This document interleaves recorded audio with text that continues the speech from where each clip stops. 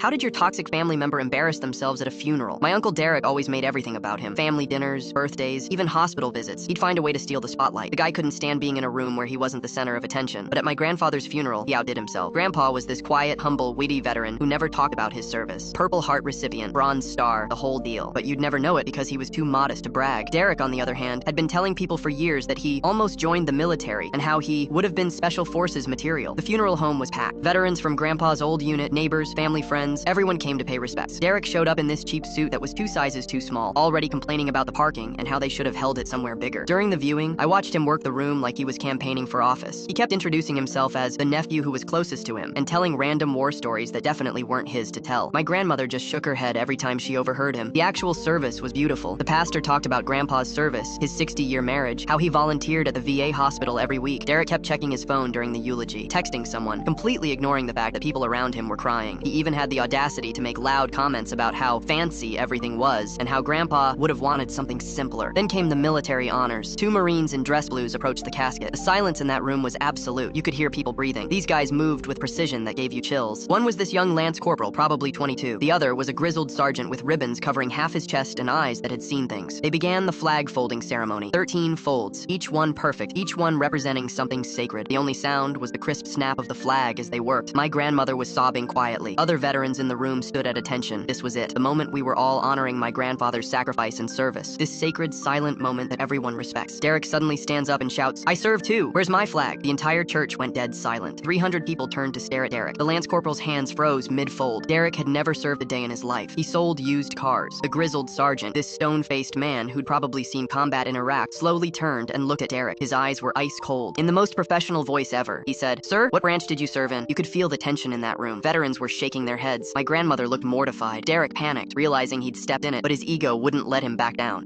The Army. Vietnam. Wrong answer on every level. Derek was 52. Vietnam ended in 1975. The math didn't even work. Plus, everyone in our family knew he'd spent the 80s and 90s partying and selling cars. The sergeant's expression didn't change, but you could sense danger. He nodded slowly, then said loud enough for everyone to hear, "Thank you for your service, sir. I'm sure you remember your MOS number then?" MOS. Military Occupational Specialty. Every soldier knows theirs by heart forever. Derek's face went completely white. He looked around the room like a trapped animal, realizing everyone was watching this train wreck unfold. He mumbled something about forgetting and started to sit down, hoping it would end, but the sergeant wasn't done. This man had probably served multiple tours, earned every ribbon on his chest, and here was some wannabe disrespecting a funeral and stolen valor all in one moment. He walked over slowly, maintaining that deadly calm professionalism. He took a napkin from the flowers, folded it with the same precision he'd just used on the flag, and handed it to Derek. "Here's your flag, soldier." The entire funeral erupted in suppressed laughter. Even my grieving grandmother cracked a smile. Derek left immediately and hasn't shown up to a family event since.